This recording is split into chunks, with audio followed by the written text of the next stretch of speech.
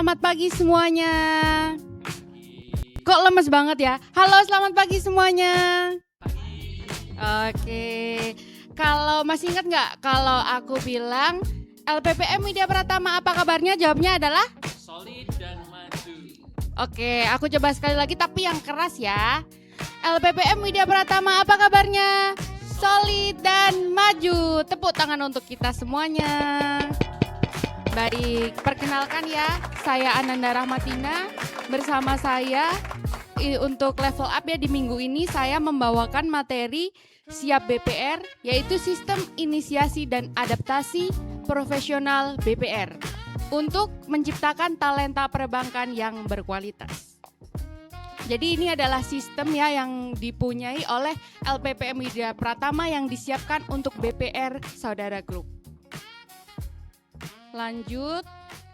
Nah, di latar belakang ya, ini adalah mungkin latar belakangnya kenapa sih harus ada Siap BPR ya. Namanya tuh onboarding Siap BPR ya rekan-rekan ya. Nah, yang pertama tuh ada program onboarding untuk calon karyawan BPR. Yang kedua, membantu fresh graduate memahami dunia kerja.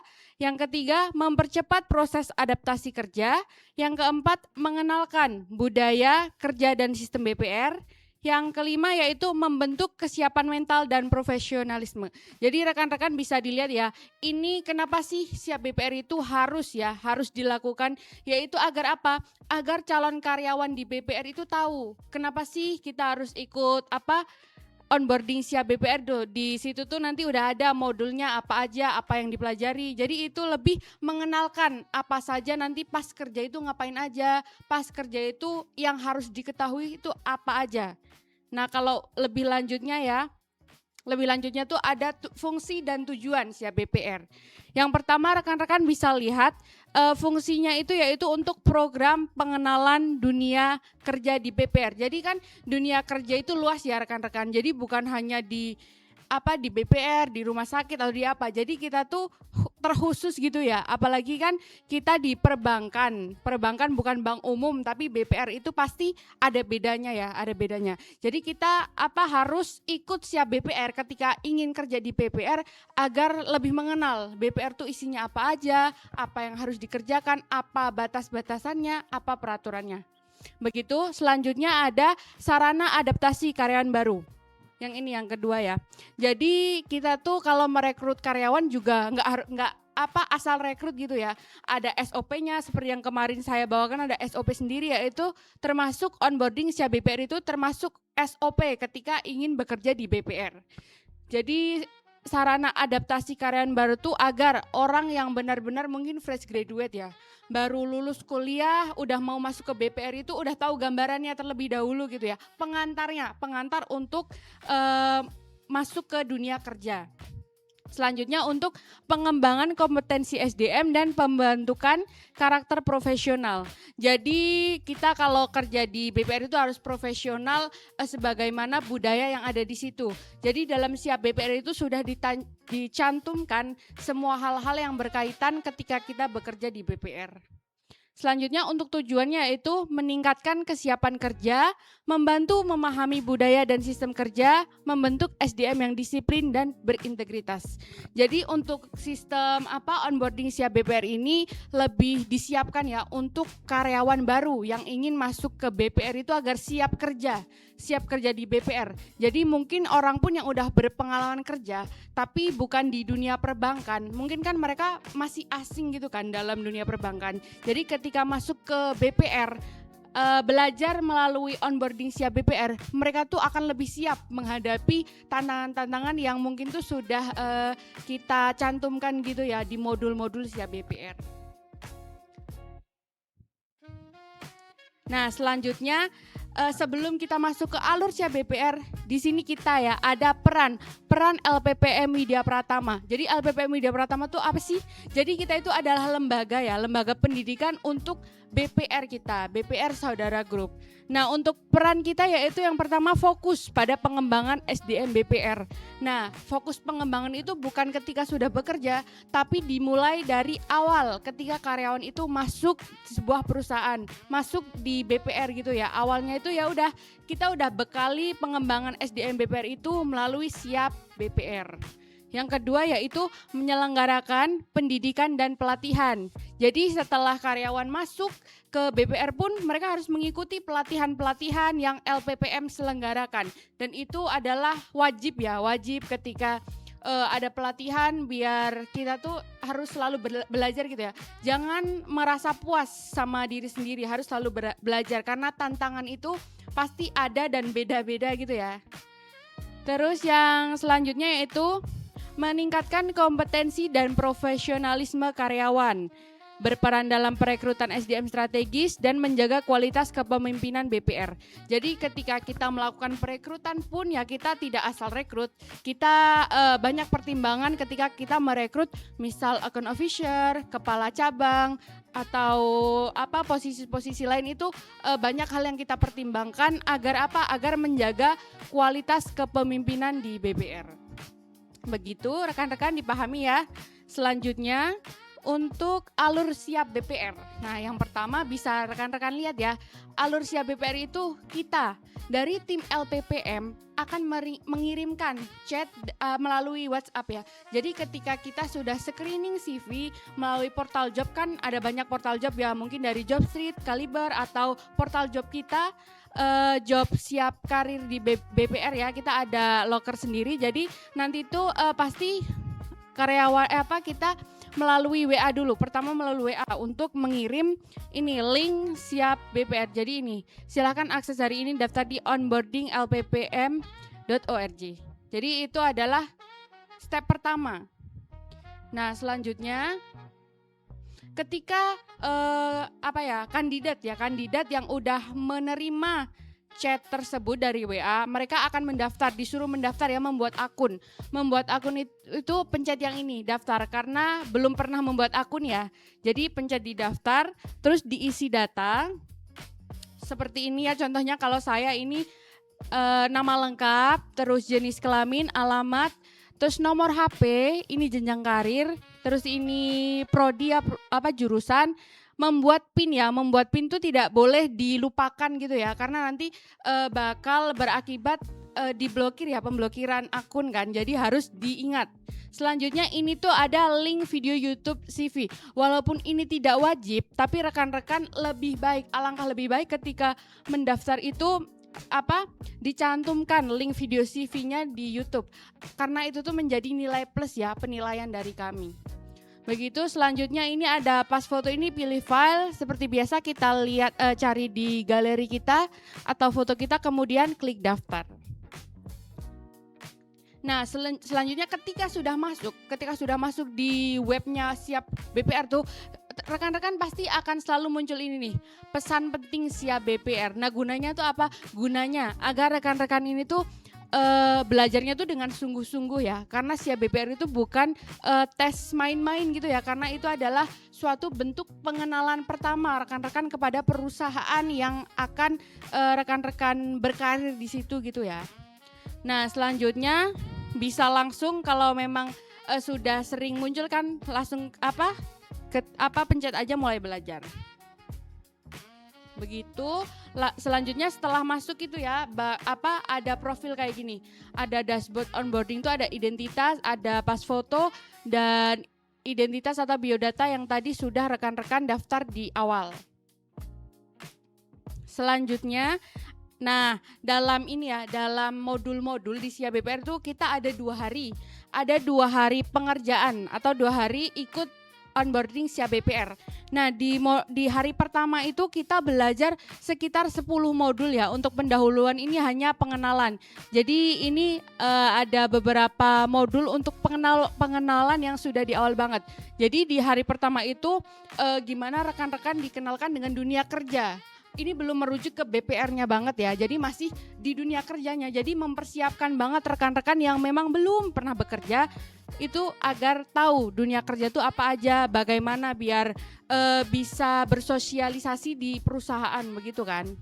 Nah, ini mungkin materi yang bisa saya ambil hanya 3 mungkin ya, untuk mungkin pengenalan awal bagaimana kita memasuki dunia kerja. Nah, yang pertama ada modul yang hal penting dalam dunia kerja itu bertahan, belajar, berkontribusi. Maaf ini kurang iya. Jadi itu hal penting dalam dunia kerja itu salah satunya itu. Itu dijelaskan ya dalam modul tuh dijelaskan dalam satu video, tapi mungkin ini apa intinya gitu ya. Intinya berarti dalam dunia kerja rekan-rekan yang memang belum pernah bekerja itu bertahan. Jadi misal nih kerja seminggu udah capek tapi ya jangan baru seminggu loh, itu tuh masih gimana ya, gimana cara kita tuh merubah kebiasaan jadi gitu ya. Kemudian dari bertahan itu tuh belajar menyesuaikan diri, jadi biar balance sama teman-teman di tempat kerja, balance sama perusahaannya, sama tujuan perusahaan. Jadi selain itu juga bertahan, belajar, berkontribusi. Jadi rekan-rekan pasti dong kalau kerja harus berkontribusi. Kalau kayak gitu ngapain kerja gitu kan. Terus selanjutnya ada masa kritis karyawan. Nah ini juga ada modul sendiri di mana masa kritis karyawan yaitu ada di 3 bulan pertama adalah masa penting adaptasi ya. Yang kemudian penilaian kedisiplinan, kemampuan komunikasi dan kemauan belajar. Jadi rekan-rekan bisa mungkin nanti ketika ya rekan-rekan sudah belajar siap BPR akan ada nih video tentang ini. Jadi masa kritis itu memang 3 bulan pertama ya. Jadi gimana mungkin juga cara kita bersikap di dunia kerja itu 3 bulan juga waktu yang penting buat kita ya. Gimana kebiasaan kita mengubah yang dulu males nih sekarang harus berangkat pagi, harus sudah kerja begitu kan. Jam 8 udah harus kerja sampai kantor, mungkin sebelum jam 8 pun udah siap-siap gitu ya. Selanjutnya yang terakhir ini juga ada etika dan soft skill. Jadi etika dan soft skill yang diperlukan ketika kita bekerja di sebuah perusahaan bukan hanya di BPR ya. Di semua perusahaan itu pasti komunikasi itu penting. Karena nggak mungkin ya kalau nggak komunikasi ya gimana cara kita buat kerja sama ya. Selanjutnya ada public speaking. Nah public speaking itu penting ya karena memang maksudnya walaupun kita tuh tidak selalu berada di depan atau kita membawakan acara atau kita menjadi moderator atau apapun, tapi kan public speaking bukan hanya penting ketika kita di sebuah acara aja ya. Kita kerja presentasi hasil kerja di depan atasan pun harus menggunakan tutur bahasa yang baik dan profesional, begitu kan? Selanjutnya ada teamwork. Pasti ya, kalau kita kerja di sebuah perusahaan itu pasti ada yang namanya kerja tim. Karena kita kerja tidak sendiri, kita bekerja bersama-sama untuk mencapai tujuan bersama. Selanjutnya ada problem solving, penyelesaian masalah ya. Attitude kerja itu pasti ya, attitude kerja harus baik ya. Kerja nggak mungkin dong bersikap kurang ajar ya. Jadi harus tetap menjadi karyawan yang sopan dan menaati peraturan. Selanjutnya yang terakhir adalah profesionalisme. Jadi rekan-rekan kalau bekerja ya diharapkan profesional ya. Mau itu sedang galau atau ya udah pokoknya itu ditinggal di rumah atau ditinggal di kos atau bagaimana sampai kantor ya udah harus siap kerja. Walaupun tadi malam nangis-nangis galau karena gitu ya. Kan banyak kan ya. Apalagi Gen Z seperti kita gitu kan ya. Pasti malam walaupun dihajar habis-habisan, aduh nangis apa gimana, kerja ya tetap udah habis mandi dandan berangkat kerja. Selanjutnya ada di hari kedua. Nah hari kedua ini juga ada sekitar 10 modul ya. Tapi ini untuk topik-topiknya itu sudah menjurus ke tentang ranah ke BPR. Jadi setelah di hari pertama rekan-rekan sudah memahami bagaimana awal masuk ke dunia kerja, hal-hal yang perlu disiapkan ketika bekerja. Di hari kedua rekan-rekan mengikuti siap BPR ini sudah ke tentang BPR. Jadi ada Object Funding Officer, simulasi perhitungan deposito, marketing kredit, pokoknya ini sudah merujuk di BPR-nya. Karena memang siap BPR itu dikhususkan untuk karyawan yang memang bekerja di BPR. Nah selanjutnya untuk materi ya saya ambil 3 dari hari kedua itu ada funding officer di mana mereka itu mengelola dana nasabah, menjaga arus dana masuk, dan funding officer ini disebut dengan jantung bank. Karena mereka adalah pengaliran dana dari luar ke dalam begitu kan. Jadi funding officer juga posisi yang penting, walaupun semua penting ya gitu kan. Tapi kemudian ada juga fokus pada tabungan dan deposito. Jadi untuk funding officer itu hanya fokus pada tabungan dan deposito. Dan kalau rekan-rekan ingin mengetahui lebih dalam, mungkin ketika melihat video atau mengikuti SIAP BPR itu mungkin dipahami ketika melihat videonya baik-baik, karena di situ sudah dijelaskan ya semua materi-materinya. Kemudian ada juga marketing kredit atau account officer, di mana mereka adalah mencari calon nasabah kredit, survei lapangan, menawarkan produk kredit, dan disebut sebagai wajah BPR di lapangan. Lah, kalau funding officer kan dia lebih ke jantung bank ya, karena mereka fokusnya pada tabungan dan deposito, sedangkan marketing kredit atau account officer itu ini calon yang nasabah kredit, disebut wajah BPR di lapangan. Karena mereka yang kredit itu sering ya ke lapangan gitu kan, jadi disebut dengan wajah BPR di lapangan. Kemudian yang terakhir ada anti fraud, yang yaitu pencegahan kecurangan perbankan. 90% fraud itu dilakukan orang dalam. Pentingnya integritas dan kepatuhan SOP, menjaga kepercayaan nasabah. Jadi fraud itu bahaya ya, apalagi kita bekerja di sebuah bidang perbankan di mana kan tiap hari berurusan dengan uang begitu kan.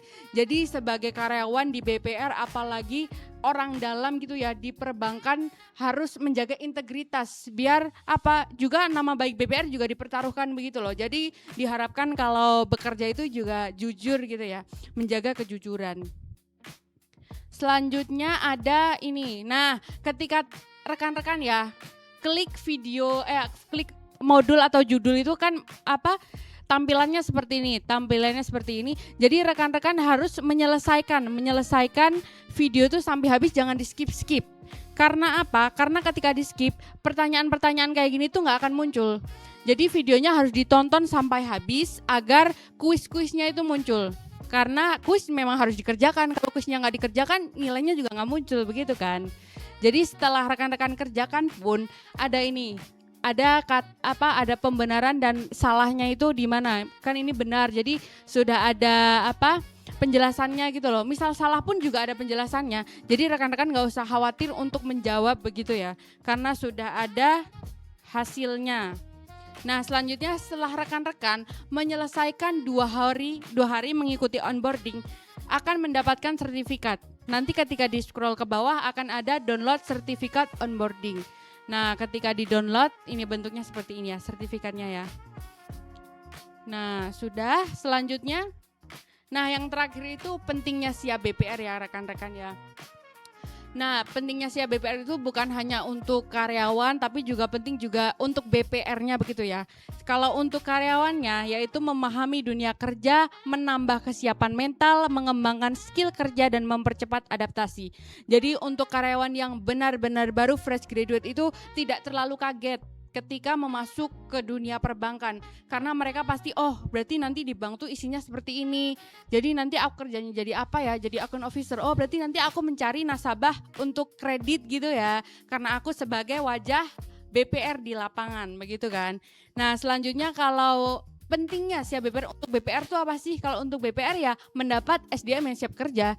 Jadi untung loh, BPR juga untung karena kita kan kerja itu saling menguntungkan ya. Nggak mungkin kerja itu satu rugi satu untung, nggak mau. Jadi BPR pun harus mendapatkan SDM yang siap kerja.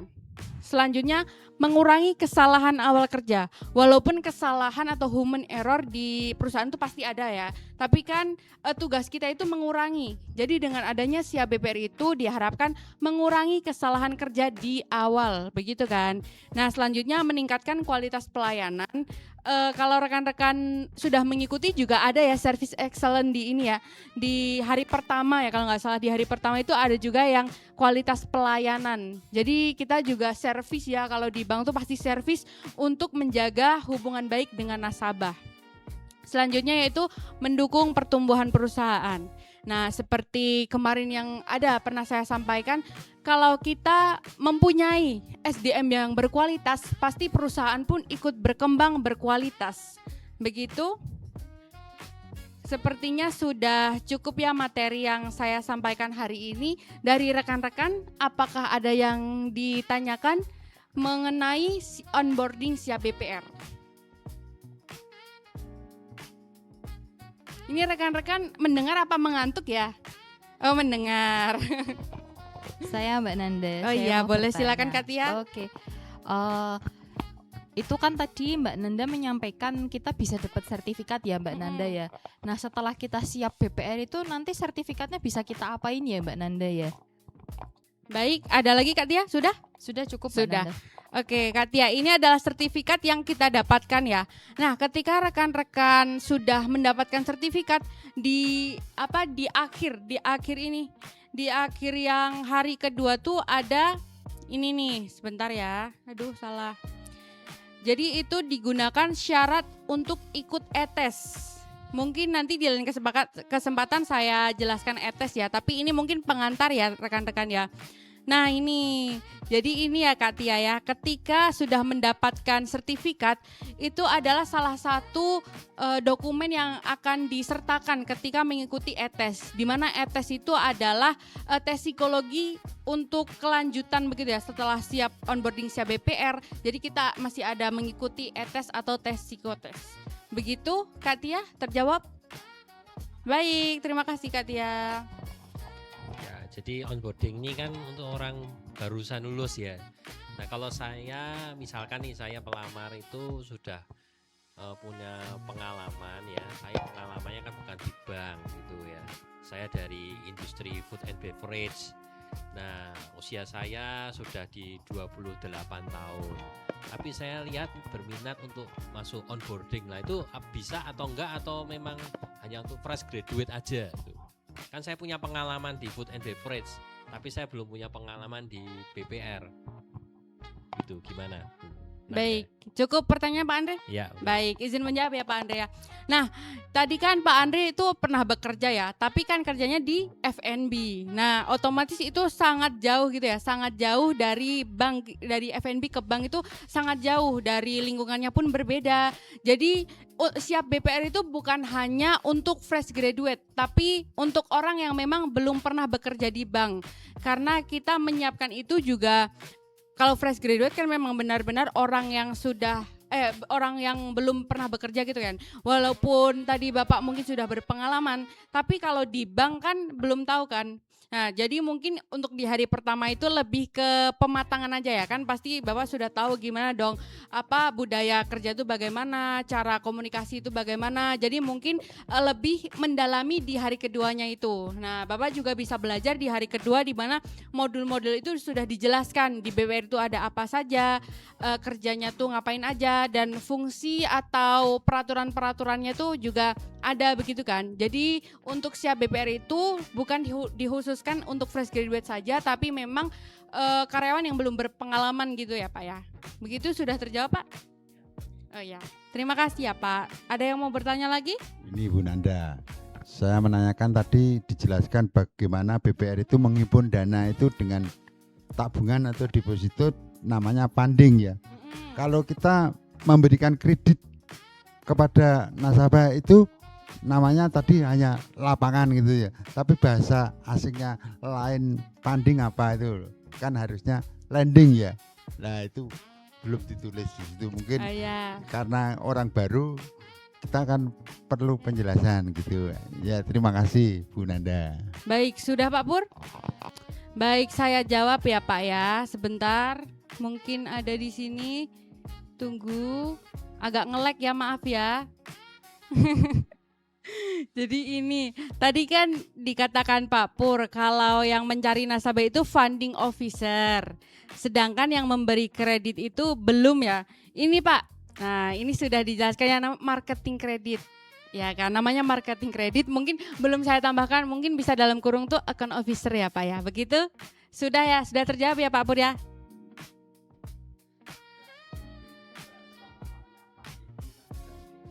Oh iya, mungkin itu bahasa yang digunakan di BPR-nya begitu ya Pak ya. Tapi ketika bahasa profesionalnya gitu kan Pak, berarti ada funding officer dan account officer. Begitu ya Pak Pur ya. Sudah? Terima kasih. Adakah lagi yang mau bertanya? Sudah cukup? Oh iya, silakan Pak Andre. Itu kalau di onboarding ini berarti artinya kan tadi saya nangkapnya berarti ini dipersiapkan untuk jadi orang yang siap kerja di BPR ya, dengan kompetensi dasar yang sudah ada wawasannya, meskipun prakteknya nanti ketika kerja di masa kritis tadi itu yang 3 bulan itu ya, sehingga terbantu gitu ya. Nah, pertanyaannya jadi gini, kalau saya sudah ikut onboarding itu saya tes pasti lulus enggak? Nah itu yang pertama ya. Terus yang kedua, kan itu kan di psikotes kan itu, pasti lulus iya, apa enggak, atau fungsinya siap BPR ini buat apa dengan adanya ITES kok tesnya double kayak ini kan tes double, kayak macam tes double. Iya betul Pak. Nah terus kemudian nanti setelah saya misalnya diterima kerja, terus 3 bulan pertama itu kan kadang saya lupa apa yang pernah saya pelajari itu, apakah saya masih bisa buka aplikasinya siap BPR ini untuk bisa belajar ulang gitu ya, karena kan kadang mungkin di lapangan saya waktu itu pernah belajar di siap BPR tapi saya lupa, saya harus buka lagi ya kan, apakah akun saya sudah hilang selama 3 bulan itu atau sampai berapa lama gitu ya. Silakan, mungkin itu pertanyaan saya ada 2 itu. Ya baik, terima kasih ya Pak Andrea. Mungkin saya jawab dulu yang pertama tadi, setelah mengikuti onboarding siap BPR itu pasti lolos ETS apa enggak begitu kan Pak? Nah, jadi gini ya rekan-rekan, mungkin bukan hanya di BPR, kalau kita lihat perusahaan-perusahaan lain pun ketika melakukan perekrutan itu bukan hanya 1 tes. Jadi banyak tes itu, seperti kalau kita di BPR untuk siap onboarding itu adalah awal gitu ya.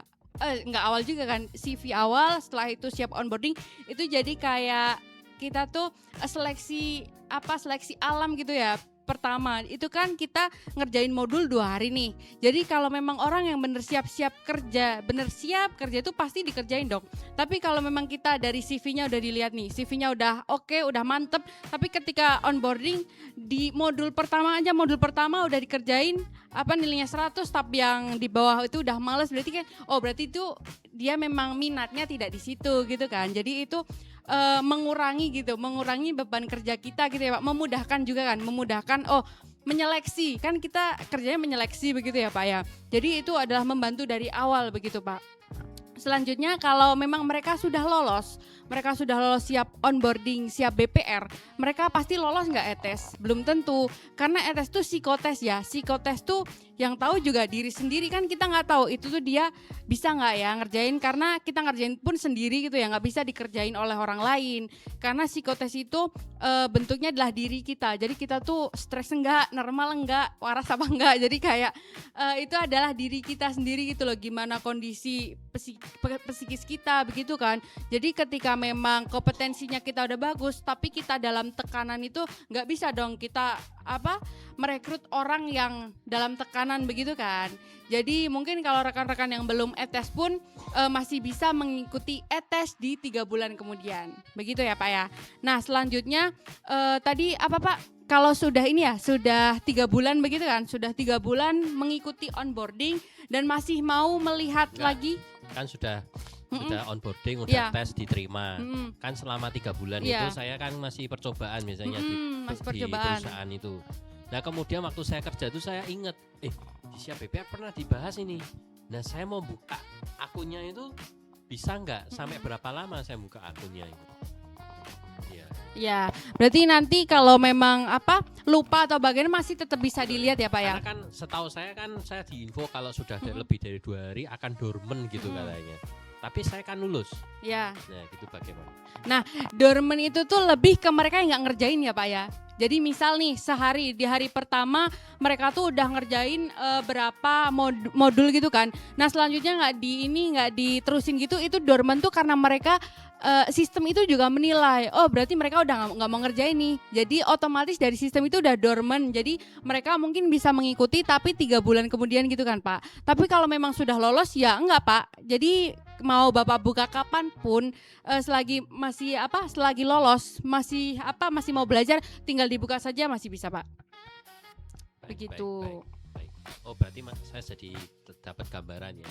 Jadi ketika saya mengikuti onboarding ini artinya sampai di tahap terakhir itu persiapan ITES itu artinya saya diarahkan supaya mengerjakan ITES itu lebih terarah ya.